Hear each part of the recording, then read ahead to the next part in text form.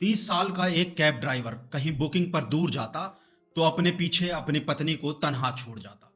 पत्नी का अकेले घर में मन नहीं लगता था, तो वो फोन पर अपना टाइम पास करती, रिश्तेदारों को फोन करती रहती और इसी तरह वो एक दिन अपने एक रिश्तेदार को फोन करके घर बुलाती है और रिश्तेदार भी उससे मिलने के लिए चला आता है। धीरे धीरे पति की गैर मौजूदगी में रिश्तेदार का घर आना जाना बढ़ने लगा था और कैब ड्राइवर की बीवी उसकी तरफ आकर्षित होने लगी थी। वही रिश्तेदार भी उसकी खूबसूरती का कायल हो चुका था और फिर एक दिन टूट जाती है इन दोनों के बीच मर्यादा की हर डोरी। दोनों के बीच बने अवैध संबंध की बात कैब ड्राइवर से ज्यादा दिन तक छिपी नहीं रहती। वो अब पत्नी से रोक टोक करने लगा था। उधर रिश्तेदार के घर आने पर भी पाबंदी लगा दी थी। अब रिश्तेदार और कैब चालक की बीवी के बीच रोड़ा बन रहे पति को एक ऐसी मौत दी जाती है जिसे सुनकर पूरा पूरा जिला कांप उठा। दिल दहला देने वाली इस कहानी को अंत तक जरूर सुने और जिन लोगों ने हमारे चैनल को सब्सक्राइब नहीं किया है वो अब कर दें। ये सच्ची कहानी उत्तर प्रदेश के सीतापुर की है। 22 अप्रैल 2023 की रात एक कार नेशनल हाईवे 24 पर तेज रफ्तार से दौड़ रही थी। सफेद रंग की इस कार को एक युवक चला रहा था। कार के ऊपर खून लगा हुआ था। तो सामने से आ रहे पीसीआर वैन में बैठे पुलिसकर्मियों की नजर कार पर पड़ती है। एक तो कार की स्पीड बहुत तेज, ऊपर से कार के ऊपर लगा था खून। पीसीआर में बैठे पुलिसकर्मियों को किसी अनहोनी का शक हुआ तो पीसीआर वैन से कार का पीछा करना शुरू कर दिया। आगे आगे कार सवार जो कार को स्पीड से भगा रहा था और पीछे पीछे पुलिस की गाड़ी। कार सवार को पीसीआर कर्मी रोकने की कोशिश करते हैं और जब पुलिस ने कार का पीछा किया तो चालक ने स्पीड और बढ़ा दी। नवीन चौक से कनवा खेड़ा मोड़ तक पुलिस ने कार का पीछा किया। इसी बीच कार चालक कार को खड़ा कर झाड़ियों में जाकर छिप गया। पीछा कर रही पीसीआर मौके पर पहुंची तो पुलिसकर्मियों ने फौरन कार के पास जाकर देखा तो कार में कोई नहीं था। उसके बाद कार का गेट खोला जाता है तो कार के अंदर से खून से सना एक चाकू मिलता है और आगे की सीट खून से पूरी लाल हुई पड़ी थी। इसके अलावा कार के अंदर जगह जगह खून के छींटे पड़े हुए थे। कार के अंदर का मंजर देखकर साफ था कि किसी की हत्या की गई है, मगर पुलिस के सामने चुनौती ये थी कि मरने वाले की लाश कहां है। कार चालक पुलिस के पीछा करने के बाद कार छोड़कर फरार हो गया था तो पुलिस को पहला शक उसी पर हुआ। पुलिस को आशंका थी कि कार चालक ने किसी की हत्या कर दी है। कार के नंबर के आधार पर पुलिस कार चालक की तलाश में जुट जाती है। कार चालक के बारे में जानकारी जुटाई जाती है तो पता चलता है कि कार मिथिलेश नाम के एक व्यक्ति की है। इससे पहले कि पुलिस कार चालक तक पहुंचती, अगले दिन कार चालक मिथिलेश के घर वालों की तरफ से रामकोट थाने में उसकी गुमशुदगी की रिपोर्ट दर्ज कराई जाती है। श्रीनगर कॉलोनी खूबपुर निवासी रूपा देवी ने पुलिस को बताया कि पति मिथिलेश कुमार अपनी कार को किराए पर चलाता था और इसी से घर का खर्चा चलता है।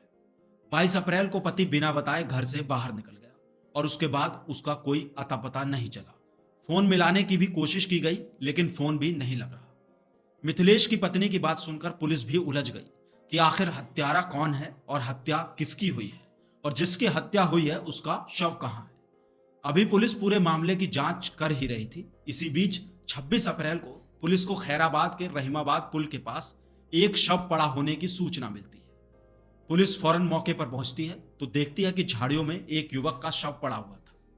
शव का सिर नहीं था और सीने का कुछ हिस्सा भी गायब था। देखने से लग रहा था कि किसी जंगली जानवर ने सिर और सीना खा लिया है।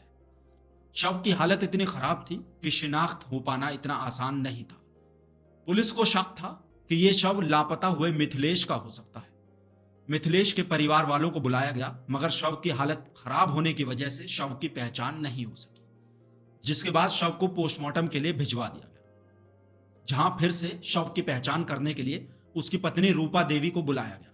रूपा ने पोस्टमार्टम हाउस पहुंचकर पैरों की उंगलियों और पायजामे को देखकर शव की पुष्टि अपने पति मिथिलेश के रूप में की, जिसके बाद मिथिलेश के भाई विमलेश कुमार की तहरीर पर अज्ञात हत्यारों के खिलाफ हत्या का मुकदमा दर्ज कर लिया गया। परिजनों का कहना था कि शव पर तेजाब डालकर उसकी पहचान मिटाने की कोशिश की गई है, इसलिए शव गली सड़ी हालत में मिला था। शव की शिनाख्त होने के बाद शव को हाईवे पर मिली कार से जोड़ते हुए शव का डीएनए टेस्ट भी कराया गया। वहीं मिथिलेश के परिवार वालों ने बरामद हुए लावारिस शव को मिथिलेश का होने का दावा किया था।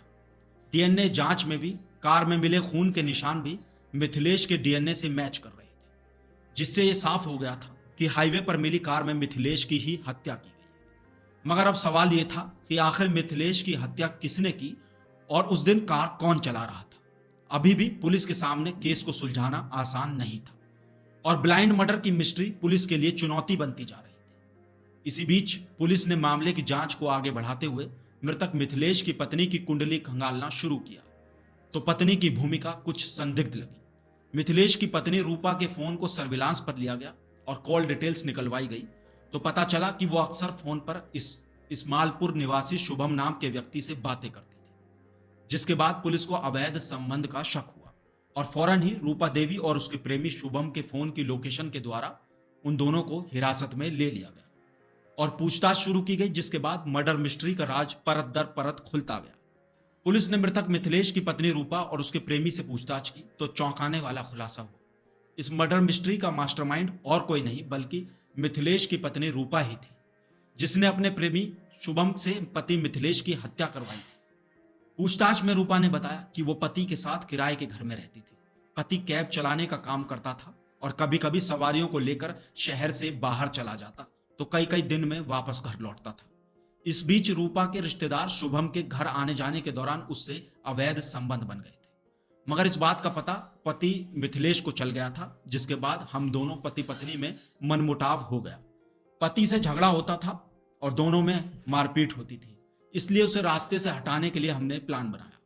22 अप्रैल को शुभम कार लेकर काम से गया था। इसी दौरान साजिश के तहत शुभम मिथिलेश के साथ चला गया और उसको पहले शराब पिलाई और फिर जब वो नशे में हो गया तो गला रेत कर उसकी हत्या कर दी। सिर को शव से अलग कर दिया था ताकि पहचान ना हो पाए और हत्या के बाद शव को झाड़ियों में फेंककर वो फरार हो गया था। रूपा और उसके प्रेमी शुभम के कबूलनामे के बाद पुलिस ने इन दोनों को गिरफ्तार कर जेल भेज दिया। एक पति के घर से बाहर कमाने जाने के बाद रूपा ने किसी दूसरे युवक से संबंध बनाकर पहले तो पति के विश्वास को तोड़ा और फिर अपनी वासना में अंधी होकर अपने पति के लिए काल बन गई। अगर रूपा अपने पति के प्रति वफादारी दिखाती तो आज उसका पति जिंदा होता और रूपा भी खुशहाल जिंदगी जी रही होती, लेकिन वासना के जाल में फंसकर रूपा ने पति की जिंदगी तो छीन ही ली, साथ ही अपनी जिंदगी को भी नरक बना लिया। आपकी इस पर क्या राय है? आप हमें कमेंट करके जरूर बताएं और आगे भी क्राइम की ऐसी सच्ची कहानियों के लिए हमारे चैनल खबर की कबर को सब्सक्राइब कर लें और हाँ, दोस्तों के साथ शेयर करना बिल्कुल ना भूलें।